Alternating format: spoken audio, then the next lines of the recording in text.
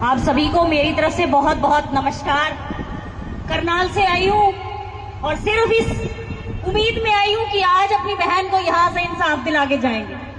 एक अधिवक्ता हूँ, पिछले 20 साल से वकालत कर रही हूँ और अपने समाज के हर एक व्यक्ति को ये बताना चाहती हूँ कि इंसाफ पेड़ पे नहीं लटक रहा, झुलसा तोड़ कर थारता दे दे वहां। अभी मेरे एक वकील साथी यहाँ पर बैठे थे, उन्होंने कहा कि गुद्दी पकड़ ले वहां एसपी की, डीसी की, एसडीएम की। थारा केस तो एसबीआई सीबीआई के चल रहे हैं। क्या करांगे एसपी दौरे जाके, क्या करांगे डीसी दौरे जाके? उनकी पावर क्षेत्र में नहीं है, उनके पास पावर नहीं है कि वो हमारे केस की इन्वेस्टिगेशन कर सके।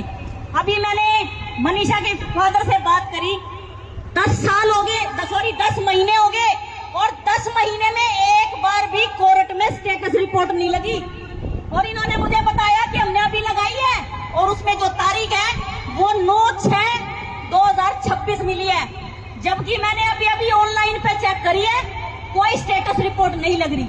और मैं आपको बताना चाहती हूँ, मैं उस पिता की बेटी हूँ जिसके परिवार में पूरा परिवार, पूरा खानदान हरियाणा पुलिस में है।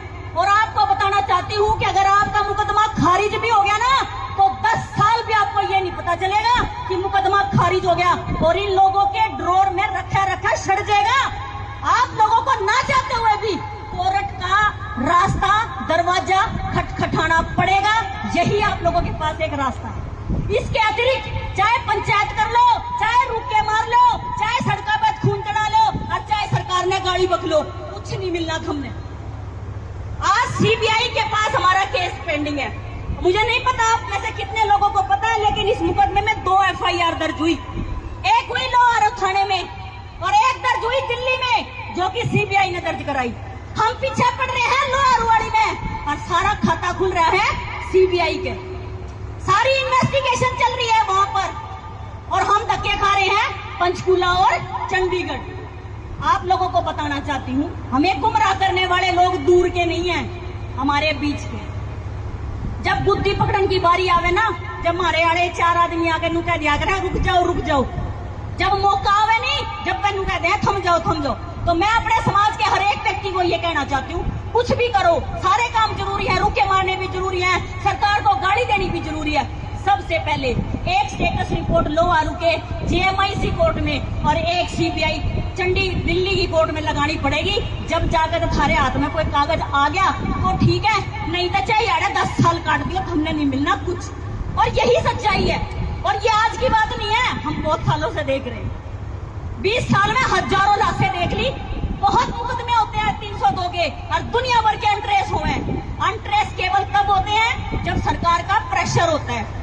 और ये भी बताना चाहती हूँ, सरकार इतनी बड़ी भी नहीं होती। सिफारिश से और पैसों से किसी काम की स्पीड को कम और ज्यादा तो कर सकते हो, खत्म नहीं कर सकते। लेकिन हमें ये बताया जा रहा है खत्म हो गया जी, खत्म हो गया जी, लेकिन खत्म नहीं हुआ। आप लोगों को मेरी तरफ से ये सजेशन है कि एक स्टेटस रिपोर्ट लोहारू के जेएमआईसी कोर्ट में और एक सीबीआई की कोर्ट में लगाई जाए, ताकि हमें कोई लिखित में मिले।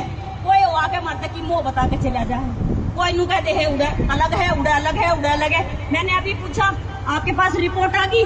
आई नहीं।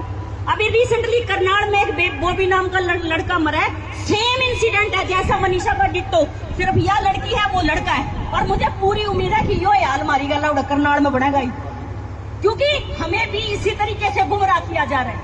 सबसे पहले ये डिसाइड करो, देखो मुलजिमों का गिरफ्तार होना तो बाद की बात है, पहले नु तो देख लो छोरी मरी कुकर की, ये पता नुए नहीं बेरा उसकी मरने के कारण क्या थे, तो कहाँ इंसाफ मिलेगा हमें? इंसाफ के लिए जो भी कमेटी बने, एक तक मजबूत और एक पॉइंट के ऊपर अड़ना पड़ेगा, कोई समझौता नहीं। मुद्दा सिर्फ एक कि भाई कॉज ऑफ डेथ बताओ कि क्या। मेरा सजेशन इतना ही है। जय हिंद।